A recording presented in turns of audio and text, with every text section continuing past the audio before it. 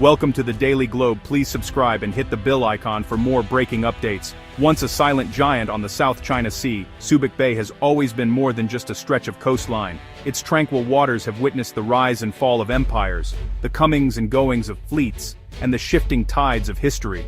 Now, after years of relative quiet, Subic Bay is stirring again, awakening to a new era filled with promise and uncertainty.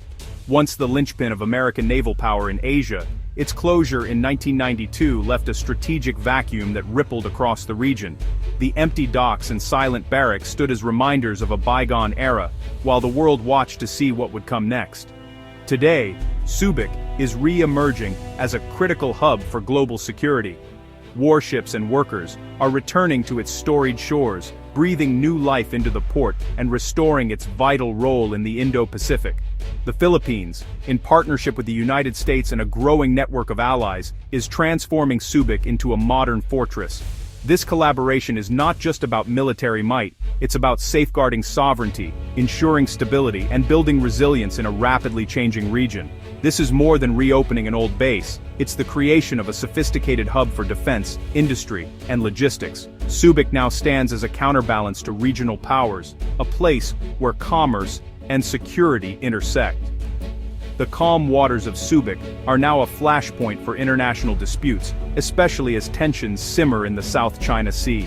Its revival is a calculated move by Manila and Washington, signaling their commitment to peace and preparedness. As docks expand and shipyards modernize, Subic's transformation is a powerful statement of renewed alliance and intent. The hum of construction and the sight of new vessels underscore a future built on cooperation and shared vision. The world is watching as Subic Bay's new chapter unfolds, one that will help define the region's future, shape the balance of power, and inspire the next generation to protect these vital waters. To grasp Subic Bay's significance today, we must look back at its storied past. For nearly a century, Subic was synonymous with American military might in the Pacific, sheltering entire carrier groups and projecting power across Asia. The end of the Cold War and the eruption of Mount Pinatubo in 1991 led to the U.S. withdrawal, leaving a sprawling complex and a strategic void. The Philippines transformed Subic into a commercial freeport, shifting from military to economic ambitions. Yet the absence of U.S. naval power did not go unnoticed. China saw an opportunity to assert its claims in the South China Sea. The closure of Subic is now seen as the prologue to today's tensions, as Beijing expanded its reach. The strategic void set the stage for renewed competition and the eventual return of American interest. Subic's past is the foundation for its urgent revival today. The vacuum left by America's departure from its Philippine bases was quickly filled by China's growing presence in the region.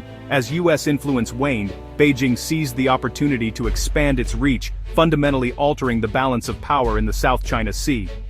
China's occupation of Mischief Reef in 1995 signaled its ambitions, marking the start of a new era of assertiveness.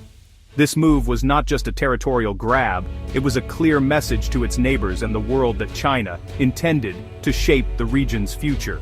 What followed was a sweeping campaign of island building and militarization in Philippine waters. Massive dredging projects transformed reefs into military outposts, while Filipino fishermen who had relied on these waters for generations suddenly faced harassment and intimidation from Chinese vessels. Philippine sovereignty was challenged at every turn, sparking outrage and protests across the country. The sense of insecurity grew as Chinese Coast Guard ships patrolled ever closer to Philippine shores. In 2016, the Hague Tribunal ruled overwhelmingly in Manila's favor, invalidating China's sweeping claims. The decision was celebrated as a landmark victory for international law and Philippine rights in the South China Sea. Yet, China ignored the verdict, pressing ahead with its expansion. New bases and runways appeared almost overnight, and the militarization of the region only accelerated, deepening tensions. President Duterte's pivot to China brought promises of economic cooperation and investment. Manila hoped that closer ties would ease tensions and bring prosperity, as new deals were signed and diplomatic visits multiplied. But these overtures failed to halt Chinese encroachment. Instead, many Filipinos saw their sovereignty slipping away, fueling criticism of Duterte's approach and sparking widespread protests and debate over the nation's future. The election of President Marcos Jr. in 2022 marked a sharp reversal. he reasserted Philippine sovereignty, promising to defend the nation's interests and restore its standing on the world stage. Under his leadership, the Philippines began to rebuild its military capabilities and strengthen its alliances. The U.S.-Philippine alliance was revitalized, with joint military exercises and renewed cooperation, signaling a new era of partnership and deterrence in the face of growing threats. Marcos declared, "The defense of our territory and the exercise of our sovereignty are fundamental issues." His words resonated with a public eager for stronger leadership and a more assertive stance against foreign encroachment. This new urgency led to a renewed military presence at Subic Bay, once again transforming it into a strategic hub for defense and cooperation. The Philippines recognized that alliances and credible deterrence were essential to safeguarding its sovereignty and maintaining peace in the region. Subic's revival is a direct response to China's assertiveness and the shifting regional dynamics, underscoring the Philippines' determination to defend its future in an increasingly contested sea. The Marcos administration's pivot reignited the U.S.-Philippine alliance. The Enhanced Defense Cooperation Agreement, EDCA, was expanded, nearly doubling U.S. access sites from 5 to 9. These sites, from Luzon to the South China Sea, provide a distributed network for rapid response and joint training.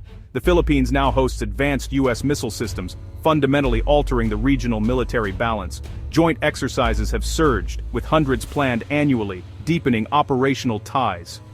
This partnership is now more robust than at any point since 1992, laying the groundwork for Subic's transformation. The rebirth of Subic Bay and the alliance are inseparable, driving a new era of regional security. Subic's redevelopment is a massive, fast-paced undertaking, a partnership of American capital, Korean technology, and Filipino labor. What was once a quiet, post-industrial zone is now a hive of activity, with cranes dotting the skyline and workers from 3 nations collaborating on a scale rarely seen in Southeast Asia. This unique blend of expertise and resources is breathing new life into Subic, turning it into a symbol of international cooperation and ambition. The new Agila Subic shipyard, managed by Cerberus Capital and Hyundai Heavy Industries, aims to double shipbuilding capacity and create thousands of jobs. This facility is not just about ships, it's about building a future for the region, offering training, technology transfer, and economic opportunities for local communities. U.S.-funded projects include a new naval pier and logistics hubs, supporting both Philippine and American forces. These upgrades are designed to handle the latest naval vessels and streamline the movement of critical supplies, making Subic a strategic asset for both nations. The U.S. Marine Corps is prepositioning equipment, while a major storage facility is set to open by 2026. This will allow for rapid deployment and response in times of crisis, enhancing regional security and readiness. These investments mark the most significant U.S. defense commitment in the Philippines since the Cold War. The renewed presence signals a new era of partnership, with joint exercises and shared responsibilities. Subic's location, near Manila and the contested Scarborough Shoal, makes it a launchpad for joint patrols and rapid response. Its proximity to key maritime routes gives it outsized importance in regional security calculations. The timeline is aggressive. Shipyard operations have begun, the pier is under construction, and logistics hubs are on track. Every day brings visible progress, with new infrastructure rising and new opportunities emerging. Analysts see Subic evolving into a major weapons manufacturing and defense ecosystem. The area is attracting new investments in advanced manufacturing, research, and logistics, setting the stage for long-term growth. The synergy of naval base, logistics node, and shipyard is transforming Subic into a comprehensive security hub.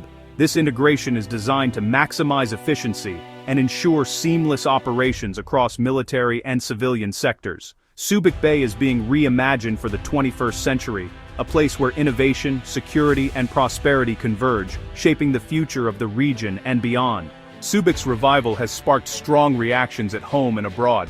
President Marcos frames it as essential for national survival, resonating with many Filipinos. Critics warn deepening U.S. ties could entangle the Philippines in conflicts not of its own making, while activists decry a return to American dominance. China condemns the U.S. presence as provocative, warning of escalation and an arms race. Recent espionage incidents have heightened mutual suspicion. Allies like Japan and Australia welcome the alliance, but some Southeast Asian nations fear being caught in great power rivalry.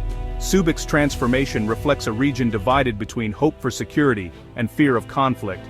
Subic's revitalization sends ripples across Asia's political, economic and security landscape. Politically, it consolidates the U.S. alliance network, forcing regional players to recalibrate their stances. Economically, Subic promises jobs and technology transfer, but rising tensions threaten vital shipping lanes.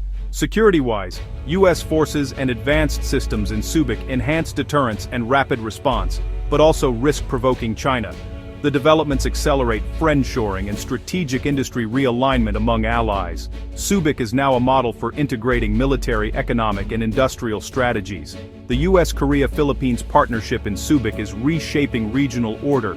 The stakes are high stability, prosperity, and the balance of power all hinge on what happens here. Subic Bay is now central to Asia's evolving chessboard. Subic Bay's revival is the most critical development in Philippine maritime defense in a generation. Its natural deep-water port offers unmatched access to key maritime choke points, making it vital in any regional conflict. Modern warfare demands forward logistics. Subic enables rapid repair, resupply, and pre-positioning close to potential flashpoints. For the Philippines, Subic is a tangible assertion of sovereignty. For the U.S., it's proof of treaty commitment. The physical presence reassures allies and signals resolve more powerfully than words. Subic's revival is a pragmatic response to real strategic competition in the Indo-Pacific. It's not about recreating the past, but building a smarter, more resilient partnership for the future. In today's climate, Subic Bay is a strategic necessity. Subic Bay's story has come full circle, now at the heart of a new era of partnership. Its rebirth is a direct response to rising tensions and a shared need for credible deterrence. The path ahead is complex, balancing security, economic benefits, and diplomatic risks. Subic's progress will be measured by new infrastructure, regional reactions, and domestic debate. The world is watching, as Subic's fate will shape the Indo-Pacific's future. This new chapter is still being written, and its outcome matters to us all.